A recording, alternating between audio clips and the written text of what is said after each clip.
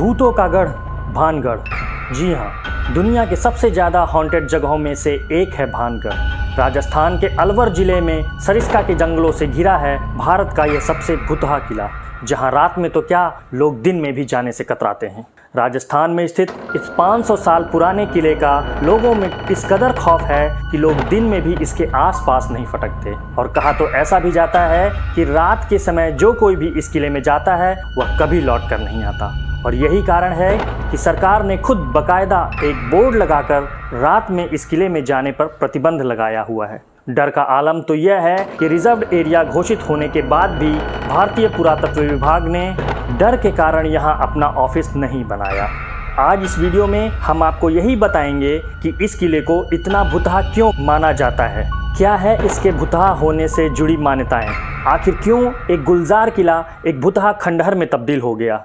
अगर आप जानना चाहते हैं तो बने रहिए इस वीडियो के अंत तक। दोस्तों, भानगढ़ के इस किले का निर्माण आमेर के शासक राजा भगवान दास ने अपने छोटे बेटे माधव सिंह के लिए 1573 में बनवाया था। उस समय इस किले के चारों तरफ घनी आबादी रहा करती थी। सुख सुविधाओं से संपन्न सरिस्का की प्राकृतिक वादियों से घिरा यह किला पूरी तरह से खुशहाल हुआ करता था। और फिर अचानक एक ऐसी अनहोनी हुई कि इस किले की खुशियाँ हमेशा के लिए खत्म हो गईं। धन वैभव से संपन्न यह खुशहाल किला एक खंडहर में बदल गया। लोगों के मन में इस किले का ऐसा खौफ बैठ गया कि लोगों ने धीरे धीरे इसे छोड़ना शुरू कर दिया। न सिर्फ किले के अंदर बसे लोग बल्कि आसपास के लोग भी इस जगह को छोड़कर जाने लगे, जिसका नतीजा यह हुआ कि अब यह किला सैकड़ों सालों से यूं ही वीरान पड़ा है, जो कि देखने में बहुत ही खौफनाक लगता है। इसके बारे में लोग ये बताते हैं कि इस किले के भीतर से लोगों के चीखने, चिल्लाने, रोने और घुंघरुओं की खौफनाक आवाज़ें आती हैं। बहुत से लोग तो यह भी कहते हैं कि जो कोई भी रात के समय इस किले में गया वो रहस्यमयी तरीके से गायब हो गया और फिर कभी लौटकर वापस नहीं आया। बहुत से लोगों का दावा तो यहाँ तक है कि दिन में वीरान पड़ा यह किला रात में पूरी तरह से गुलजार हो जाता है। किले के अंदर स्थित बाजार में सामानों के खरीदने और बेचने की आवाज़ें आती हैं। सैनिकों के परेड और नर्तकियों के घुंघरुओं की आवाज़ से यह किला रात में पूरी तरह खुशहाल हो जाता है।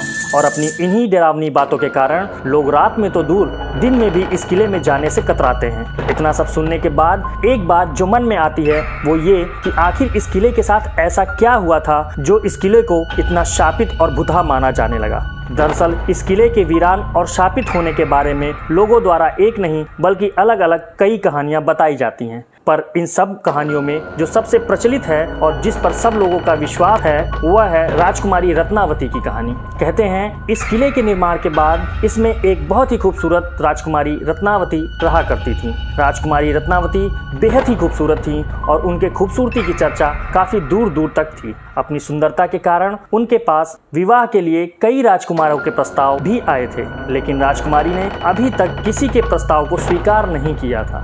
एक बार राजकुमारी अपनी कुछ सहेलियों के साथ खरीदारी के लिए बाजार गई हुई थी। वो इत्र की एक दुकान पर रुककर इत्र की खरीदारी कर रही थी कि इतने में ही उस दुकान से कुछ दूरी पर खड़े सिंघिया सेवड़ा नाम के व्यक्ति की नजर राजकुमारी पर पड़ी। सिंघिया सेवड़ा उसी राज्य का रहने वाला था और तंत्र विद्या और काले जादू का महारथी माना जाता था। वह भी अपने तंत्र विद्या और काले जादू के प्रयोग में होने वाली कुछ वस्तुओं के लिए बाजार में आया हुआ था। राजकुमारी रत्नावती की सुंदरता को देखते ही सिंघिया उन पर मोहित हो गया और अपने मन में उसने यह निश्चय कर लिया कि हर कीमत पर वह राजकुमारी को हासिल करके रहेगा। अब चूंकि वह तंत्र मंत्र और काला जादू जानता था, इसलिए उसने राजकुमारी के पसंद किए हुए इत्र की बोतलों में से कुछ शीशियों को उठाया, कुछ तंत्र मंत्र किया और उसे वापस उसी जगह पर रख दिया। असल में वो अपनी तंत्र विद्या के माध्यम से राजकुमारी को वश में करना चाहता था और उसका ये प्लान काफी हद तक सफल भी हो गया, क्योंकि राजकुमारी ने उसे इत्र के साथ छेड़छाड़ करते हुए देखा भी नहीं था। और फिर राजकुमारी इत्र की शीशी लेकर अपने महल की तरफ वापस जाने लगी। साथ ही सिंघिया सेवड़ा भी छिप छिप कर राजकुमारी का पीछा करने लगा। हालांकि राजकुमारी अभी कुछ दूर ही आगे गई थी कि उनकी एक सहेली ने उन्हें बताया कि एक अनजान व्यक्ति ने इत्र की शीशी पर तंत्र मंत्र किया है। असल में रानी की उस सहेली ने सिंघिया के इत्र की शीशियों पर तंत्र करते हुए उसे देख लिया था, लेकिन वो डर की वजह से दुकान पर यह बात बता न सकी। अब जब राजकुमारी को इस बात का पता चल चुका था, राजकुमारी ने उस इत्र की शीशी को रास्ते में पड़े एक विशाल चट्टान पर दे मारा। वो शीशी वहीं टूट गई और सारा इत्र उस चट्टान पर बिखर गया।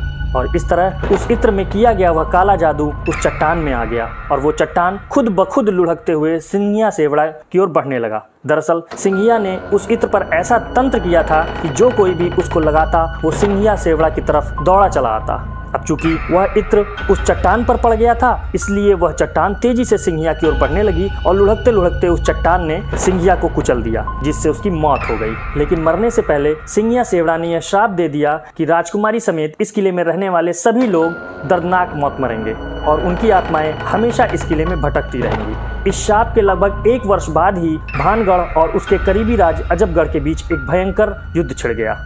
अजबगढ़ की सेना बहुत ही शक्तिशाली थी और उसने किले में घुसकर सभी पुरुषों और महिलाओं को, यहाँ तक कि बच्चों को भी तलवारों से मौत के घाट उतार दिया।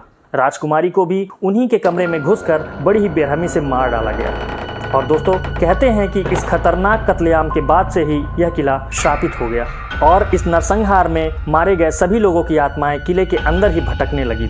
उस घटना के बाद से ही इस किले के आसपास रहने वाले लोगों को किले के अंदर से अजीब अजीब आवाजें आने लगी और किले के अंदर जाने वाले लोगों के गायब होने की घटनाएं भी होने लगी थी। इन सभी घटनाओं के चलते किले के आसपास रहने वाले लोगों ने अपने घर और बस्तियों को छोड़कर दूसरी जगह रहना शुरू कर दिया और देखते ही देखते वो पूरा इलाका वीरान हो गया।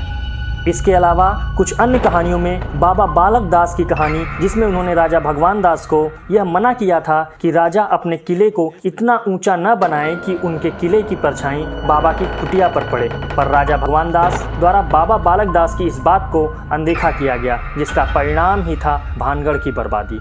खैर, कारण जो भी रहा हो, भानगढ़ के इस किले को श्रापित तो माना ही जाता है और कहीं न कहीं पैरानॉर्मल एक्सपर्ट भी इस किले में कुछ रहस्यमयी शक्तियों के होने की बात को मानते हैं। आपका भानगढ़ के हॉन्टेड होने पर क्या विचार है, हमें कमेंट में ज़रूर लिखिएगा। वीडियो को लाइक ज़रूर कीजिएगा। मिलते हैं नेक्स्ट वीडियो में। धन्यवाद।